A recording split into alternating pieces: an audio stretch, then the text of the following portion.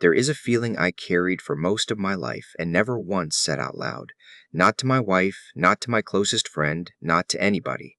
It is the feeling that something is missing.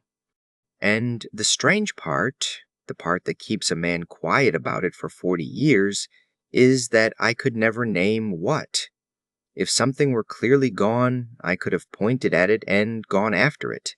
This was not that. This was a hollow place that sat behind my ribs and did not care what kind of year I was having. It was there at my wedding. It was there the day my first child was born, quieter that day, but there. It was there when we finally bought the piece of land. It was there at the supper they gave me when I stopped working. Every single time I reached the thing I had been reaching for, I stood inside it, and the hollow place was still hollow. I know now what that feeling actually is. It is not a person missing. It is not that I lacked faith, and it is not that I was ungrateful. It is something else entirely, and nobody told me, so I am going to tell you. But I have to walk you there in order, because if I say it flat out right now, you will nod, and it will not change anything. Sit down. This is going to take a while, and it should. First, I want to describe it properly, because I have learned that most people who carry this thing have never heard it described, and there is a strange relief that comes just from hearing your own inside said out loud by somebody else. It is not sadness. I need to separate those two right away. Sadness comes from something. Sadness has a cause you can point at, and it comes and it goes, and even when it is heavy, it is honest. This is not that. This is quieter, and it is more permanent, and it does not need a reason. You can be having a perfectly good day. The weather is fine, nobody is sick, there is food in the house and money enough, and you are standing at the sink washing a cup, and it will come up in you like water in a low field. Something is missing. And you will look around the room at a life you built on purpose, with your own hands, and not be able to find one single thing that is actually absent. And here is what makes it so lonely. You cannot complain about it. Who would you complain to? Every person you know is dealing with something real, something with a name, and you would be sitting there saying, "My life is good and I feel hollow," so you say nothing.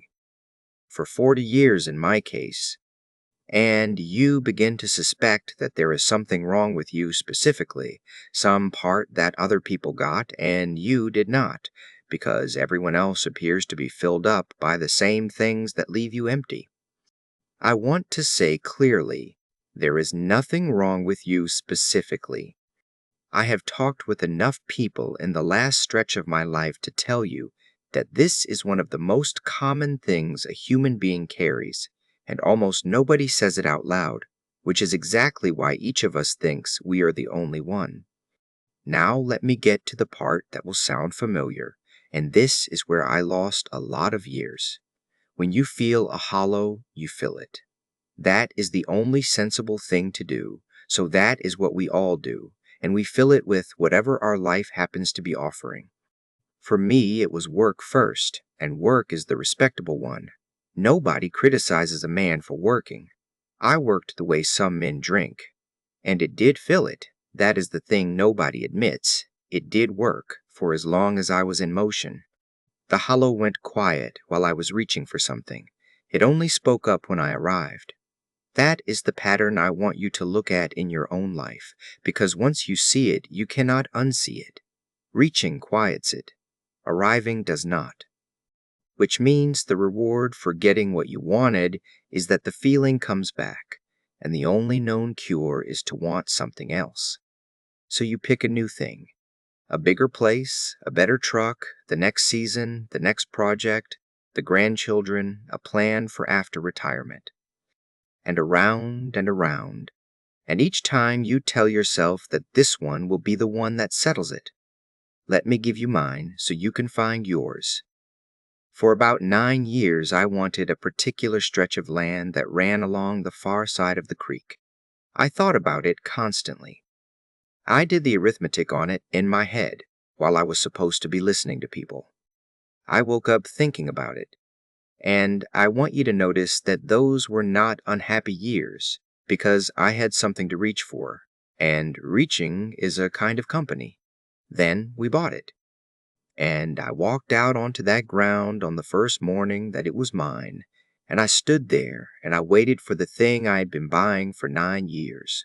And what I got was about 40 seconds of satisfaction and then a very quiet voice saying, "All right, what next?" 40 seconds.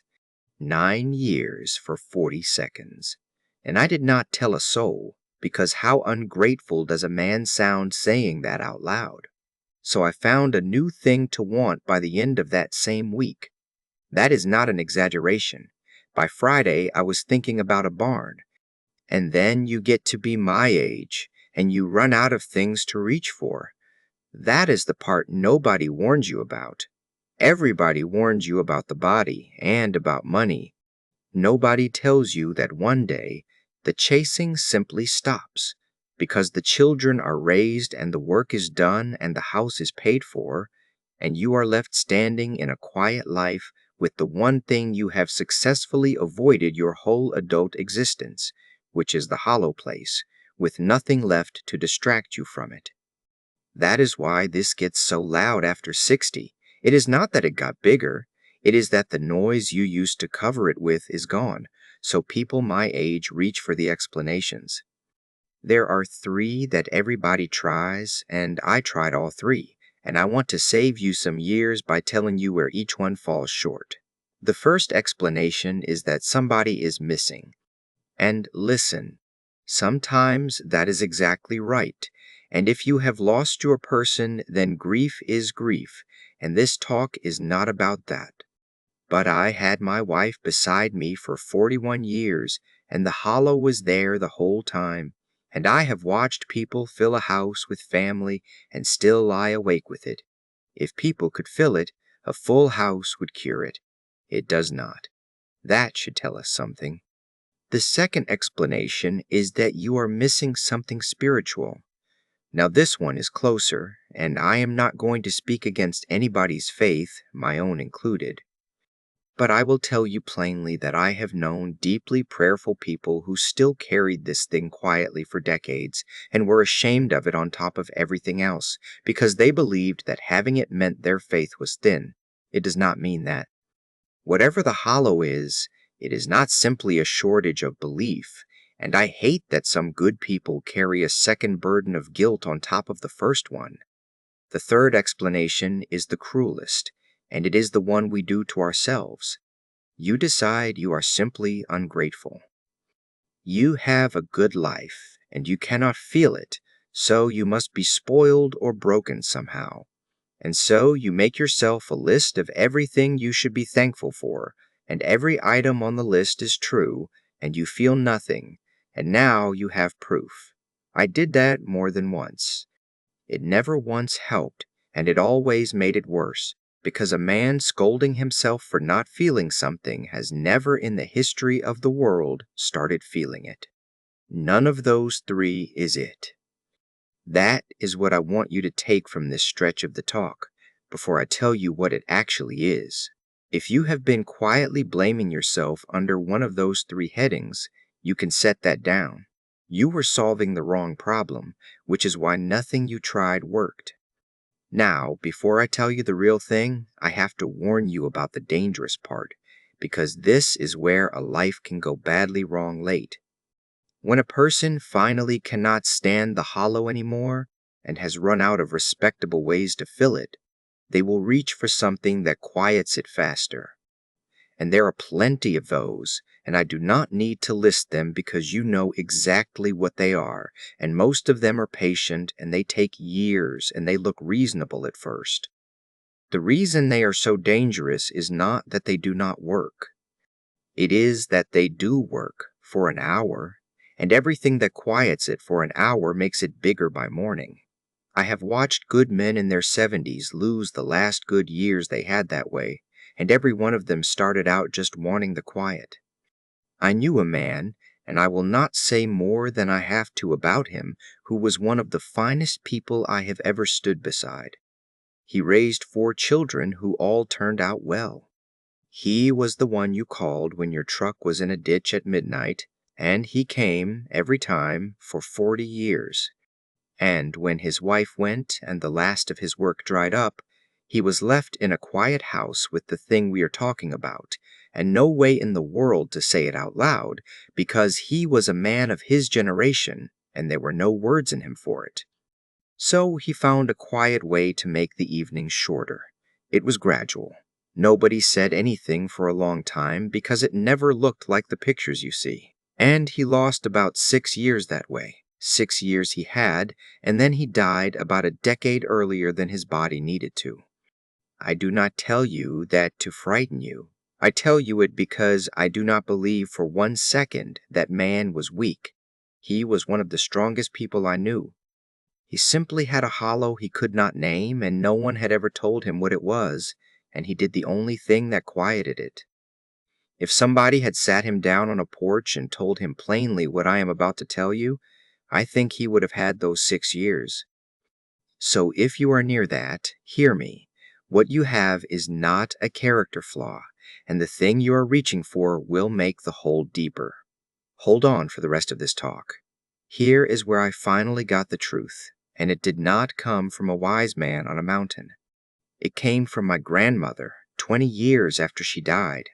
I was going through a box that had been in the back of a closet since we cleared out her house, and in it there was a little bundle of things that made no sense as valuables. A worn wooden spoon, a hair comb with teeth missing, a folded piece of cloth cut from a dress, a rock, an ordinary rock, smooth and gray. I remember sitting on the floor and feeling something close to annoyance because I had been hoping for photographs, and instead I had her junk drawer. And then I remembered what she used to do, and I understood, and I sat on that floor and wept like a child at 60-something years old. She used to hold things. That is the plainest way I can say it. When she cooked, she held the spoon, and she was entirely there with the spoon, and the food, and the fire, and whoever she was cooking it for. She talked to what she was doing. She thanked the water. She would stop in the middle of the yard because the light had changed and stand there and take it. As a boy, I thought she was slow. I thought she was simple, honestly, and I am ashamed of that now. She was not slow. She was the only person in my whole life who was ever actually present at her own life while it was happening. And that box was not junk. That was a woman who had been so completely there for every ordinary hour of her days that a spoon and a comb and a rock were full of it, full of her, still full of it, 20 years after she was gone. She had no money. She lost 2 children. She lived through things that would have taken my legs out from under me. And she was not hollow, not one day of it. So here is what the hollow actually is, and I told you I would tell you.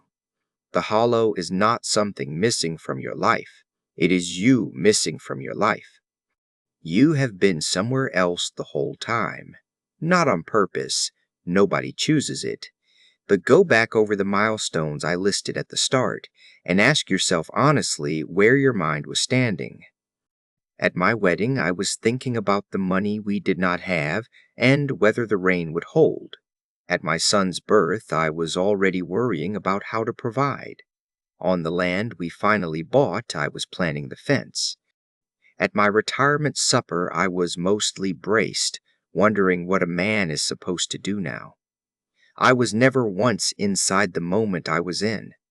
I was always 3 feet ahead of my own life, arranging the next thing. And a life you are never actually present at will feel exactly like a life with something missing, because something is missing from it. You are. That is why getting the thing never filled it. You cannot arrive somewhere you are not standing.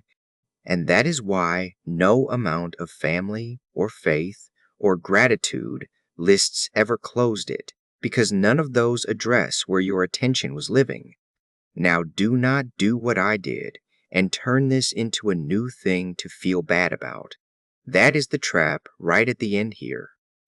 If you look back on 60 years of not quite being there, the temptation is to grieve all of it at once and I lost about 2 months to that. It is not a debt you owe. It is just information about where the hole came from.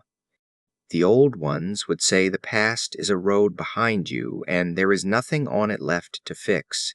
What you do instead is small, and it starts tomorrow. Pick one ordinary thing a day and be all the way there for it. Not a big moment. Ordinary. The cup of coffee in the morning, and I mean actually be there for it. The warmth of the cup, the smell of it, the light in the kitchen, the whole 2 minutes without your mind running ahead to the day. One conversation where you are not preparing your answer while the other person is still speaking. The walk from the door to the car with your eyes actually up. 2 minutes. That is all I am asking, because 2 minutes you can do, and an hour you will not. And here is what will happen, and I want you to be ready for it so you do not quit. At first you will feel nothing, and you will think this old man on a porch has given you a very small answer to a very large problem. Keep doing it anyway. Somewhere in the third or fourth week, you will be standing at your own sink, doing nothing of any importance, and something will settle in you. Not happiness exactly, something better and quieter than that. The feeling of being in the room where your life is actually happening. And that is the thing the hollow has been asking for the whole time. I will not tell you it never comes back. It does. Mine still visits, usually when I have been rushing for a stretch of days, and now I recognize it as a message rather than a verdict. It is my own life tapping me on the shoulder and saying, "You have wandered off again. Come back. You are not broken, and you were never ungrateful. You have simply been living a little bit ahead of yourself, the way almost all of us were taught to. And the good news, the honest good news, is that the only thing your hollow has ever wanted is for you to come back and be here. So tomorrow, one ordinary thing, 2 minutes, all the way there. Start with your coffee, and let it be very small, because small is what actually works.